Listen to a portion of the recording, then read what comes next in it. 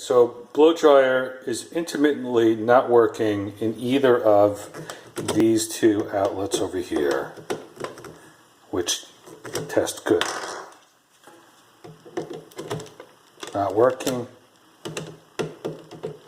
and not working. If I bring it over to here, works 100% of the time, never a problem.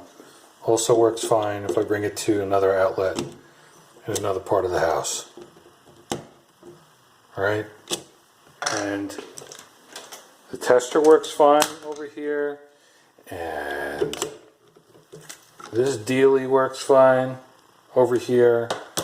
So how can I have a combination of blow dryer not working in only one particular outlet, which tests good with the tester? I don't understand.